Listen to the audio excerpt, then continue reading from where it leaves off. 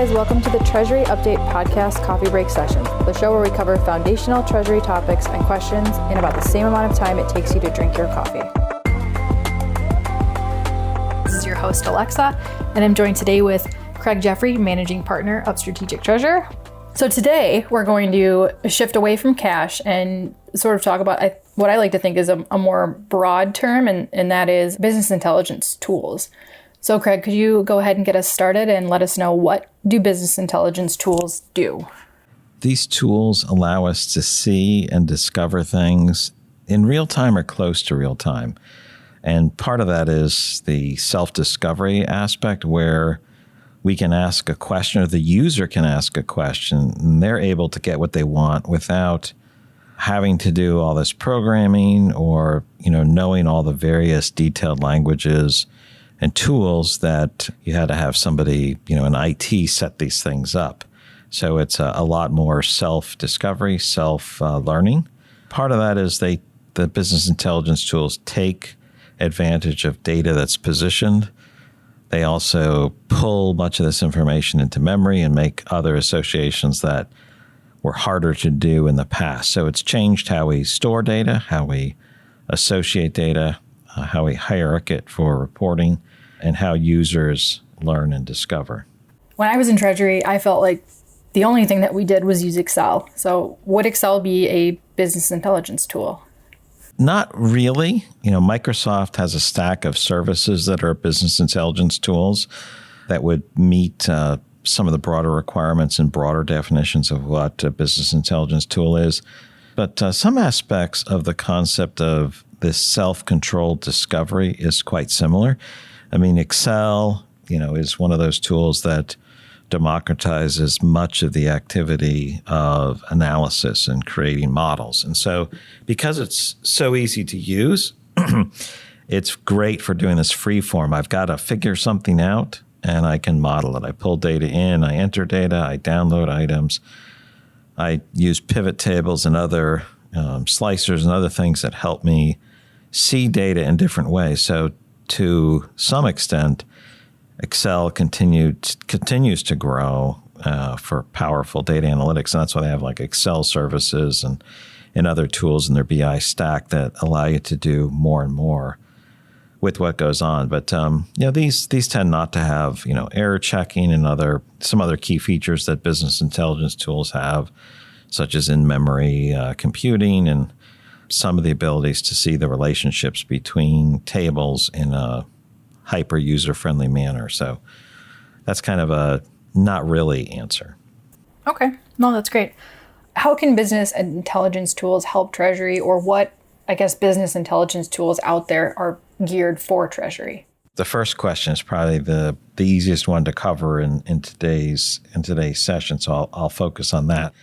Treasury is in a knowledge business. This is a business of we have to understand the relationship between different activities, different events, different counterparties, and how that can have an impact on our business, our profitability, our cash flow, exposures that we have, the level of risk. And so if you think about the concept of we don't know everything that could happen, for sure, we may have a pretty good idea of what has happened and could that happen again. The idea of anticipation means we have to run different models that help us to anticipate what could happen. We also have to run models very quickly when things happen that we hadn't anticipated to determine what does that do to our cash position, cash flow, profit, ability to meet demands and needs as they arise in different geographies, different locations. And so this requires, in some sense, of being both really flexible and quick to adapt. And part of it is thinking about things that could happen before you're asked about them. Business intelligence tools help Treasury because it's knowledge business. We ask questions, we learn, we're able to go deeper. And some of those insights can have a massively positive influence on an organization's profitability, can have a really strong influence on helping the organization understand the risks and exposures that they face.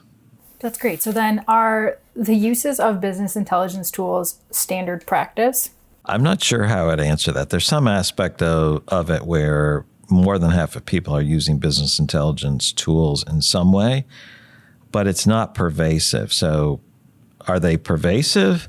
No. Is it standard practice that people have some experience with it? I would say yes. The use is growing rapidly. It's not as common as you or I would like, but BI tools are used more and more frequently to replace static reports or reports that require a lot of entry or manipulation. And they're becoming very common in the different applications we use, like our ERP systems, our risk management platforms, our treasury systems, et cetera. So those are becoming common. That the area where they're less used is when we have these requirements to do reporting or analysis that has to use data that's in various systems or cross-system reporting. And that's an area that's growing. To do this is oftentimes joined with some of these terms that are newer: big data, data lakes. Some of those come up. So data lakes are places to store lots of data that may be structured and unstructured and semi-structured. Big data is this idea there's a ton of it.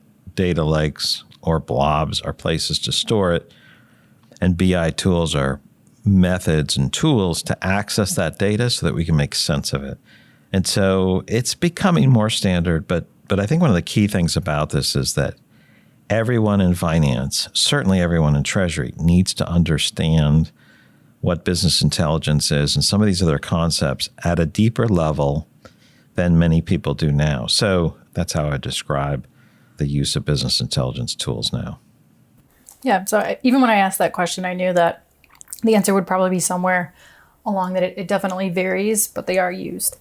So then just to do a quick recap of today and what do business intelligence tools do? So they're really tools that allow us to discover things in real time or close to it. And I liked how you said it was really, tools that allow for self-discovery or self-learning.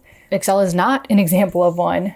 And how are business intelligence tools helping Treasury is, with Treasury being a knowledge business, it's really aiding us in being able to anticipate things and having the quickest responses. And then again, the use of these tools are definitely growing rapidly, whether it's in the forms of big data or data lakes.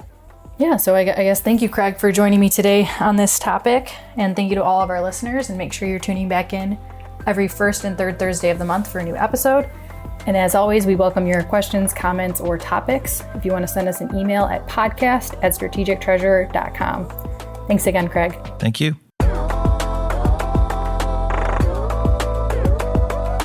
This podcast is provided for informational purposes only, and statements made by Strategic Treasurer LLC on this podcast are not intended as legal, business, consulting, or tax advice. For more information, visit and bookmark strategictreasurer.com.